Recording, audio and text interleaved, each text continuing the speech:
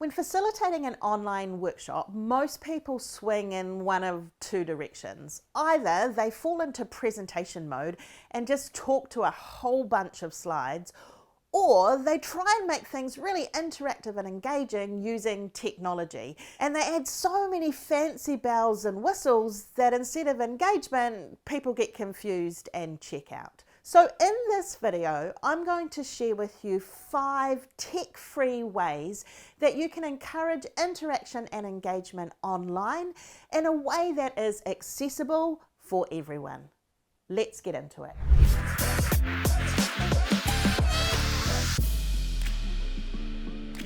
Hi, I'm Kerry Price. I'm the founder of the Facilitators Network, and I use the principles of deliberate generosity to make sure that no meeting or workshop is ever wasted. I've been a professional facilitator for 20 odd years, and in that time I've led thousands of meetings, workshops and community conversations.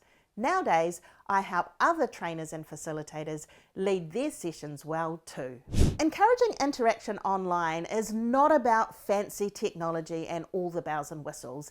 It's about good workshop design. The same principles that apply in person also apply online. So here's 5 of my favorite tech-free ways to encourage engagement online. Activity 1 is the unofficial start. Now the term unofficial start was coined by my friend Mark Collard, and essentially it's a way to start the workshop before it officially starts. You know that moment when people arrive to a workshop and they're kind of twiddling their thumbs, getting distracted by their phones, doing anything but checking in or dialing into what the workshop is about. Now, an unofficial start gives people something to do and something to tune into before the workshop properly begins. Now, this works well in an in-person workshop, but it's even more important and more powerful in an online setting. So in my online workshops, I don't have a waiting room. I don't make people wait to be led into the room.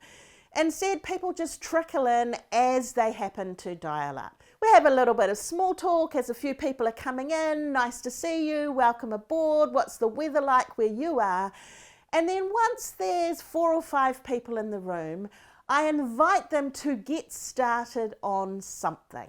One of my favorite unofficial starts is simply in the chat, tell me the story of your week using just emojis. Now, what I love about this unofficial start is that it's not super quick. They're not just typing something into the chat and then disengaging. Finding emojis, crafting the story, putting them all together takes a few minutes. And as they do that and the stories start popping up into the chat, it creates a little bit of interest and curiosity.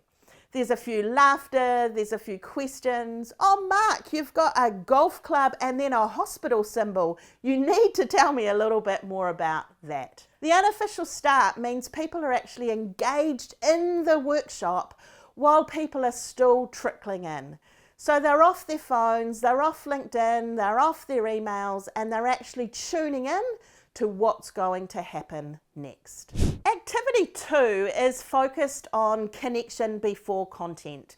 And my friend Chad Littlefield coined this phrase as he recognized the importance of getting people not just connected to each other before we launch into content, but also getting people connected to the purpose of the workshop.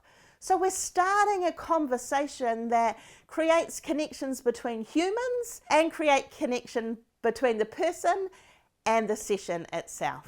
One of my favorite ways to run a connection before content activity is using the humble phone. The invitation is for people to pick up their phone, pull up their camera reel, and find a photo that represents whatever the topic of your workshop is. So for example, if you're running a workshop on leadership, it's find a photo on your camera reel that represents great leadership to you. If you're running a community meeting, it might be find a photo on your camera reel that represents community to you. Then I pop people into breakout rooms in small groups of 3 or 4, and I give them 5 minutes to introduce themselves to their newfound friends and share the story of their photo with others in the group. Now this does a couple of things. One, it gets people talking to each other, so they're instantly interacting and engaging. They're having to share their photo, which means they need to put their cameras on. And thirdly, it's cueing them into the purpose of the session. They're getting their brains working around the topic you're there to discuss. Activity 3 is called Finish This Sentence. And it's a slightly different twist on the usual asking a question and inviting people to respond. Sometimes questions give people the shakes and they need to feel like they've got an intelligent answer or the answer has to be right. But when you invite people to finish the sentence, the stakes are low. There's no conditions around how that sentence needs to be finished. So when I'm running a workshop, I often use these cards.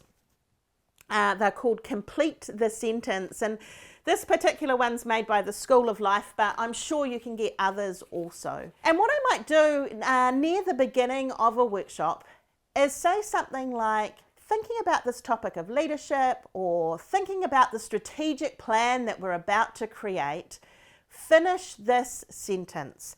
And I'll hold the card up to the screen. Now these card decks have all sorts of sentence starters, things like in the future ...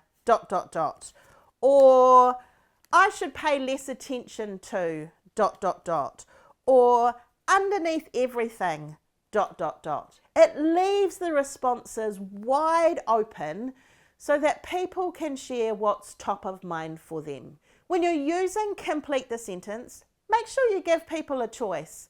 I frame it up by saying either in the chat or come off mute, finish this sentence for me. Activity 4 is all about getting physical. If you really want people to be interacting and engaging online, you need to create the movement and energy that happens in an in-person session. The thing with online workshops is that people dial in sitting on their chair that they've probably been sitting on for 4 hours already, and energy is low. So think about how you can incorporate physical movement into your online sessions. There's simple things that you can do, like using a 5-finger thermometer. Tell me how much you agree with or enjoy whatever the conversation is about. You might invite people to use a scale using their arms, so strongly agree, strongly disagree, or maybe you're somewhere in the middle. But my favorite way to encourage movement in an online session is every time I put people into a breakout room, I invite them to unplug their laptop and take it to another space in their room or their home or their office. Just like in an in-person workshop, when you're moving into small groups, you get up and you walk to that space. You can easily encourage people to do that online too. Activity 5 is to bring in-person activities online. And I'm not going to share a specific activity, but rather the principle that anything you're inviting people to do in a physical room, you can invite people to do online too. And it's about encouraging people to move away from the keyboard or away from virtual online whiteboards and do things old school. So for example, instead of saying type in the chat, you might say write it on a post-it note and hold it to the screen. Or you might invite people to run and grab an object that represents what leadership means to you, and then share that object and the story of that object with a partner. It might be inviting people to grab a piece of paper and a felt pen and draw a picture to represent, or grab some Lego to build a model that represents. Anything that gets people using their fingers and their brains away from the keyboard and the screen. Of course, in order to be able to do these sorts of things online, you need a whole bunch of activities in your back pocket. So if you head over to my website, you can download a free copy of this book, Facilitate This. In it, there are 45 activities that you can use to build connection and spark conversation in a group setting. And all of them can be adapted for online sessions too. The link is in the description below. Go check it out.